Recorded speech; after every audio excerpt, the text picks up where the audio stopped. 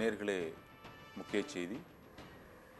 கூலி போதைப் பொருளுக்கு பாதுகாப்பற்ற உணவுப் பொருள் என அறிவித்து நாடு முழுவதும் ஏன் தடை விதிக்கக்கூடாது என்று தற்போது உயர்நீதிமன்ற மதுரை கிளை நீதிபதி பரத சக்கரவர்த்தி கேள்வி எழுப்பியிருக்கிறார். கூலி போதைப் பொருட்களுக்கு மாணவர்கள் அதிக அளவில் அடிமையாகி வருவதாக வேதனை தெரிவித்திருக்கக்கூடிய அவர் தற்போது இது குறித்துதான ஏன் தடை விதிக்கக்கூடாது என்று கேள்வியை எழுப்பியிருக்கிறார்.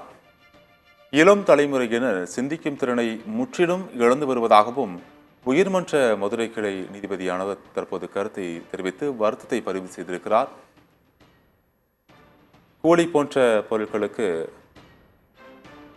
ஏன் தடை விதிக்கக்கூடாது என்று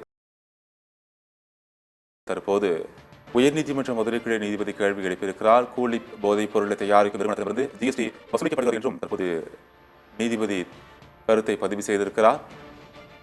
தற்போதைய போதைகளுக்கு அடிமையாகும் இளைஞர்கள் சிந்திக்கும் திறனை முற்றிலும் இழந்து வருவதாகவும் நீதிபதிகள் வேதனை தெரிவித்திருக்கின்றனர்.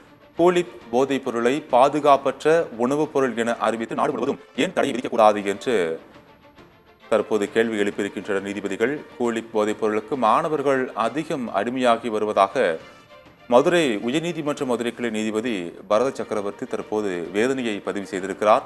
இளம் தலைமுறையினர் சிந்திக்கும் திறனை முற்றிலும் இழந்து வருவதாகவும் உயர்நீதிமன்ற மதுரை கிளை நீதிபதி கருத்தை பதிவு செய்திருக்கிறார். கூலி போதைப் பொருளை தயாரிக்கும் நிறுவனத்திடமிருந்து ஜிஎஸ்டியை வசூலிக்கப்படுவதாகவும் நீதிபதி தற்போது தெரிவித்திருக்கிறார். மத்திய மாநில அரசுகளின் விளக்கம் கேட்டு தெரிவிக்க தற்போது அரசு தரப்பு வழக்கறிஞருக்கு உயர்நீதிமன்ற மதுரை கிளை நீதிபதிகள் உத்தரவு பிறப்பித்திருக்கின்றனர்.